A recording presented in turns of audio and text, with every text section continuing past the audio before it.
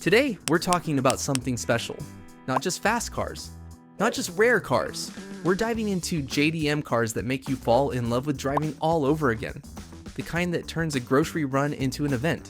The kind that makes you take the long way home, every time. And before we get started, make sure to subscribe. There's something about Japanese engineering that just hits different. Maybe it's the focus on driver involvement over raw numbers. Maybe it's the way these cars were built with soul, not just spreadsheets. Whatever it is, the 5 cars we're about to talk about represent everything great about JDM driving. So buckle up. Number 1. Mazda RX7 FD. When you think about cars that make you feel something, the RX7 FD is always near the top. Produced from 1992 to 2002, this wasn't just Mazda's halo car, it was a statement. At its heart is the 13B-REW, a twin turbocharged rotary engine that sounds like nothing else on earth. Not a rumble, not a roar, a high-pitched scream that climbs past 8,000 RPM, making you wonder where the time went. From the factory, it made around 255 horsepower, but that's just the beginning. The sequential twin turbo system was brilliant for its era. At low RPMs, the primary turbo gives you smooth power. Then around 4,500 RPM, the secondary turbo kicks in and the car transforms. It's not violent, it's this beautiful surge that rewards you for keeping the revs high and the gears low. This is a car that teaches you to drive properly. But the RX-7 isn't just about the engine. The chassis is just as special. Near perfect 50-50 weight distribution, double wishbone suspension at all 4 corners, and an engine mounted low and far back. Turn-in is immediate. Mid-corner adjustments are met with instant response. You don't fight the car, you dance with it. The styling is timeless. Pop-up headlights, a fastback roofline flowing into that integrated rear spoiler, wide hips hinting at the performance beneath. Even today, the RX-7 looks modern, purposeful, and right. Now, let's address the elephant in the room. Rotary reliability. Yes, apex seals can fail. Yes, these engines need proper maintenance and drink oil by design. But when properly maintained, when you let it warm up and use quality oil, the RX-7 is far more reliable than its reputation suggests. It teaches you to be a better owner because it demands respect. Clean examples aren't cheap anymore, but drive one even once, and you'll understand why the RX-7 is spoken about with such reverence. Every input matters, every shift, every apex, every throttle application. The RX-7 demands your attention and rewards it with pure driving ecstasy. Number 2, Honda S2000. If the RX-7 is about rotary magic, the Honda S2000 is about naturally aspirated perfection. Built to celebrate Honda's 50th anniversary, the S2000 arrived with one of the greatest engines ever made, the F20C. A 2.0-liter inline-4, making 240 horsepower and revving to 9,000 RPM.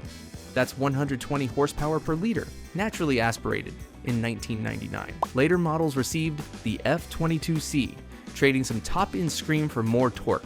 But the philosophy stayed the same. Rev it or you're doing it wrong. The S2000 isn't just about the engine. The rigid X-bone frame, perfect 50-50 balance, and one of the best 6-speed manuals ever built create a car that feels surgically precise. The seating position is low, almost like a go-kart. Everything is driver focused. It also has a reputation, and it's earned. Early S2000s will punish sloppy driving, lift mid-corner, and the rear can step out quickly. But that's exactly what makes it special. The S2000 teaches proper technique, smooth inputs, weight transfer, commitment. Above 6,000 RPM, when VTEC engages, the car transforms. The engine note changes. The power becomes urgent. The tach needle races for redline. You learn to keep the revs high because that's where the magic happens. The steering is perfect. Not too light, not too heavy. Perfectly weighted with feedback that tells you exactly what the front tires are doing. The brake pedal is firm and progressive. Everything about the S2000's controls feels engineered to perfection. Top down, it's even better. The engine is right behind you, so you hear every mechanical symphony in full detail. The exhaust bouncing off tunnel walls, the intake sucking back air, the transmission whirring through gears. You don't just drive an S2000, you work with it. And that's why so many consider it one of the greatest driver's cars ever made. There's no electronic nannies doing the work for you. It's just you, the car, and the road. pure, unfiltered driving joy. Number 3. Nissan Skyline R32 GTR. Now let's talk about a legend, the car so dominant it earned the nickname Godzilla. Produced from 1989 to 1994, the R32 GTR redefined performance cars forever. Under the hood is the RB26DETT, officially rated at 276 horsepower. Thanks to the gentleman's agreement, the real output was closer to 300. But power wasn't the secret weapon. It was the ATT, ESA, ETS all-wheel drive, capable of sending up to 50% of power forward when needed, while remaining mostly rear drive in normal conditions. Add in the Super HI CAS, four-wheel steering, and the R32 could carry absurd speed through corners. This wasn't just slapping power to all four wheels, this was sophisticated, intelligent torque distribution. On track, it was unstoppable. 29 consecutive wins in Japanese touring car championship competition. Bathurst's dominance was so complete that rule changes followed. This wasn't just a fast car. This was a car that rewrote what was possible in touring car racing. Behind the wheel, the R32 feels mechanical and purposeful. The seating position is perfect. The visibility is excellent. Turn the key and the RB26 fires up with that distinctive inline-six growl. Blip the throttle and you hear the turbos spool. Get on it and the acceleration is relentless. The all-wheel drive system means traction is never an issue. The styling has aged beautifully. Boxy, aggressive, purposeful. The wide body, the iconic round taillights, the subtle rear wing. It looks like it means business, because it does. The R32 taught enthusiasts worldwide what Japanese engineering was capable of. It proved that sophisticated electronics could enhance driving rather than diminish it. This car didn't just win races, it changed how the world viewed Japanese performance cars. Number 4. Toyota MR2. Let's switch to something mid-engine. The Toyota MR2 took exotic layout philosophy and made it attainable. Powered by the 3S GTE, turbo models made between 200 and 245 horsepower depending on the year. That might not sound like much, but this engine sits right behind your head. In a car weighing roughly 2,800 pounds with near perfect weight distribution, that's more than enough. The MR2's reputation for snap oversteer is real and deserved. Lift mid-corner and the weight shifts forward, unloading the rear tires. The rear end swings around, fast. But here's what the critics miss. This characteristic is what makes the MR2 so engaging. It's not trying to save you from yourself. It's asking you to be a better driver. Learn proper weight transfer, learn to be smooth with your inputs, learn to commit to corners. Do that, and the MR2 becomes one of the most rewarding cars you'll ever drive. The steering is phenomenal. Mid-engine layout means minimal weight over the front wheels, which translates to incredibly direct communicative steering. You feel everything. The MR2 talks to you constantly, and if you listen, it'll guide you through corners at speeds that feel impossible. The styling is pure 90s Japan. Wedge-shaped, aggressive, with pop-up headlights that became iconic, wide haunches over the rear wheels, that engine cover with the integrated spoiler. This car looks like it belongs on a poster. The MR2 makes you fall in love with driving because it demands your full attention. There's no autopilot mode here.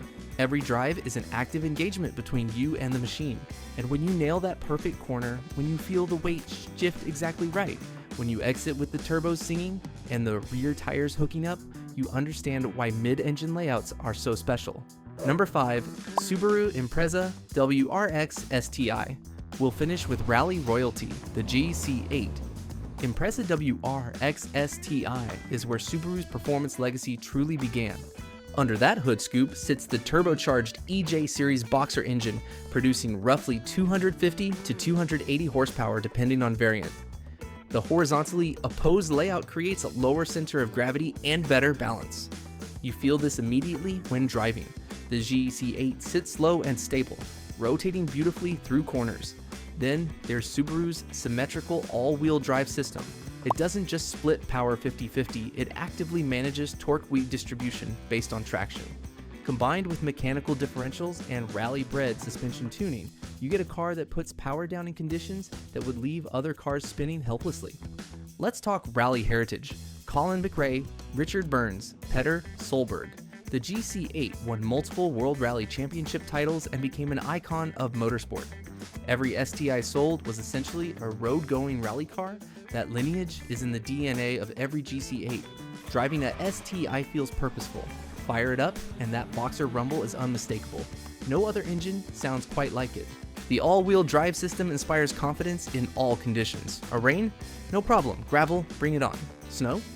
The GC8 laughs at winter. Turbo lag is part of the character.